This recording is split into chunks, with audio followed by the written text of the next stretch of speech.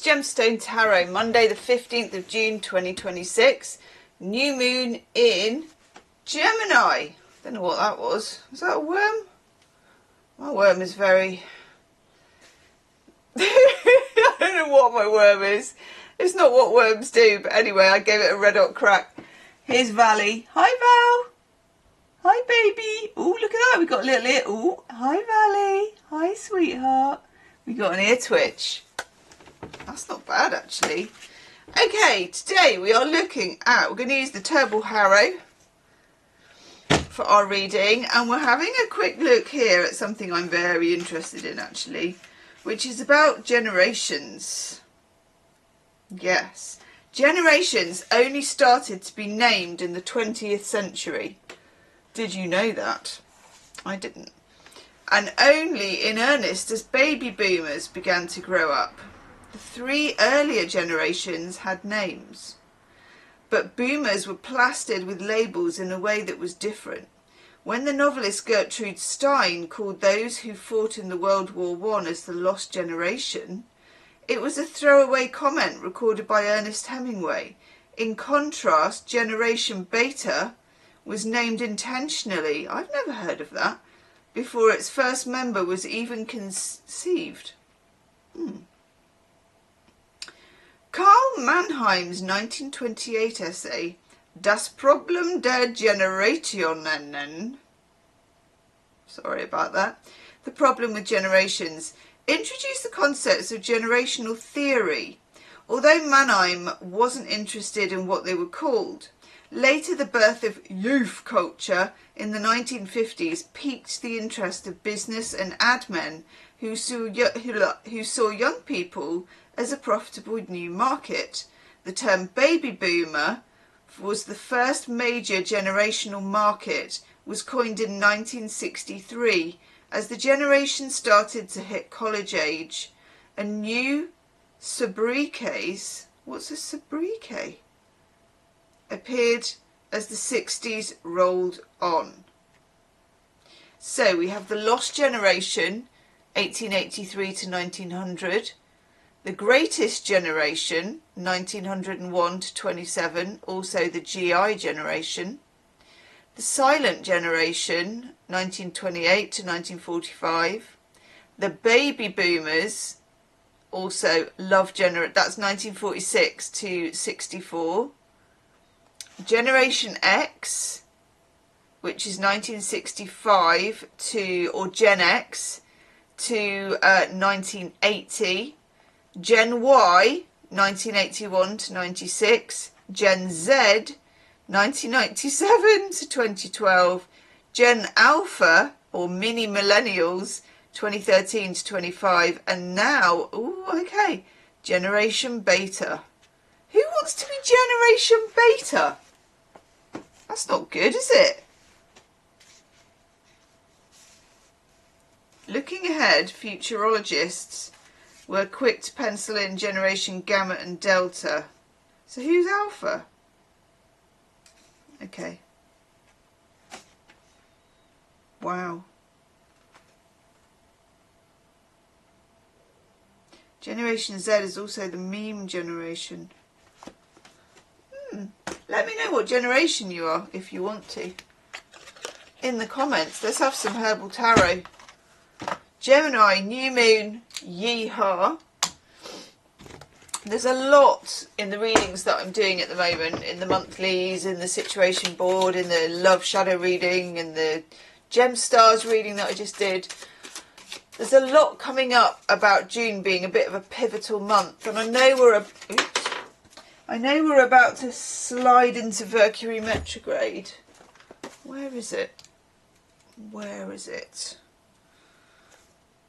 What is it in? If anybody knows, let me know, because it really affects it, what it goes retrograde in. God. I know I could look it up, and I should look it up. Where are we? But here we are. Is it retrograde in Cancer?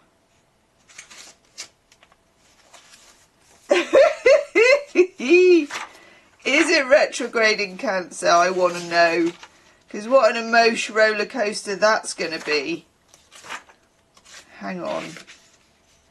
I might be in Gemini. Talk amongst yourselves while I work this out for a second. I can't even find when Mercury goes retrograde now, even though I already know. Okay. And Neptune's going retrograde. Oh, Jesus. 29th of June.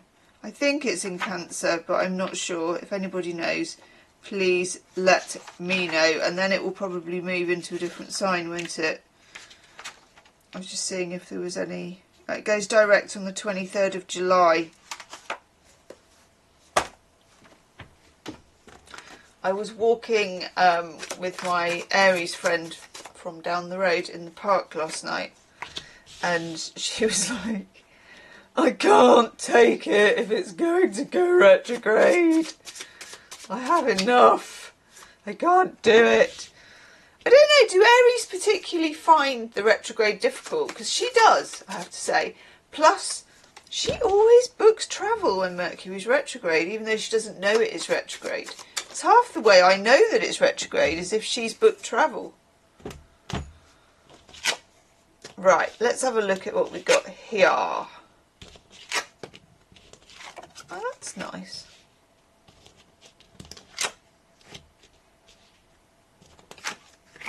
Okay. And remember, disclaimer, that I am no herbalist, that I can barely use, you know, sage and onion or whatever in my kitchen, so these are not herbal recommendations. We have, to kick off, the Queen of Pentacles, which I really like. I always like the Queen of Pentacles. She always has really good hair, and she plays a very good crown game. She has good crowns. Good crowns.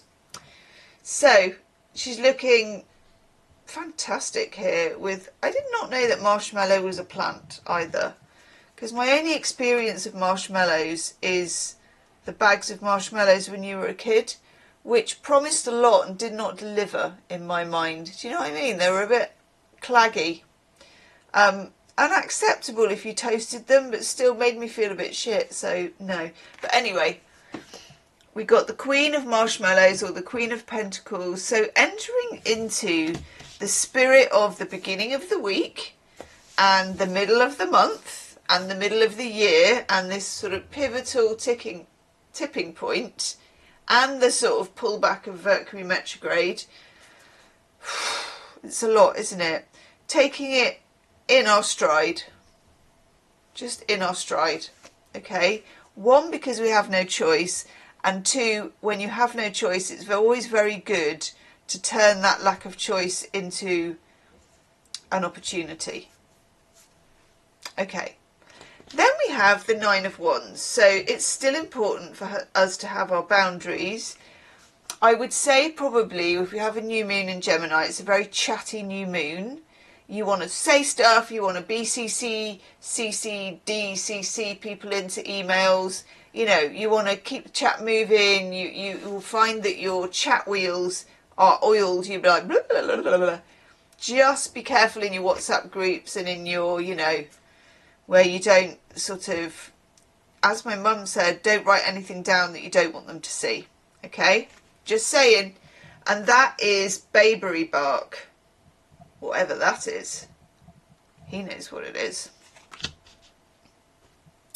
Then we get the Six of Cups, which of course we get if we're even remotely near the shadow period of Mercury retrograde, which we kind of are. And a very, very nice watermelon here. Love this. When you get the Six of Cups, there is an emotional pull to the past, and we're going into Mercury retrograde. It's a time when you can see old friends, or things pop up from school reunions, or even the dreaded X Factor. So let's just say you have been warned, okay? And then we have the Knight of Wands, and this is aconite, which it says is a poisonous herb. I only know it through homeopathy for shock, and again, not a recommendation. Just saying. So there is some kind of passion underneath the movement. And it could be you could be angry, you could be excited, you could be in love, it could be passion for an idea, it could be creativity. And I do like that actually, but just remember the Queen of Pentacles. Don't let it show too much. Let it develop. Don't talk about it too much. If you've got creative ideas, don't blab the farm.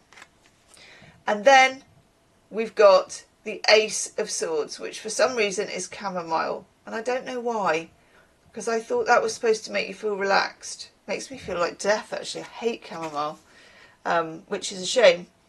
But I think we used to have chamomile shampoo, didn't we? That was like a big chamomile shampoo thing. It'd make your hair blonde.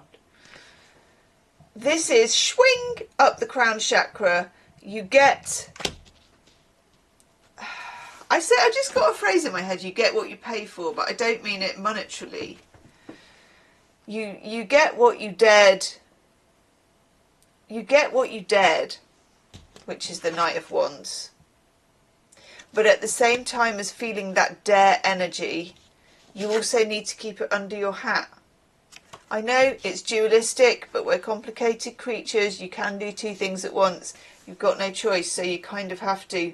2 horses, 1 ass. See you tomorrow. Namaste.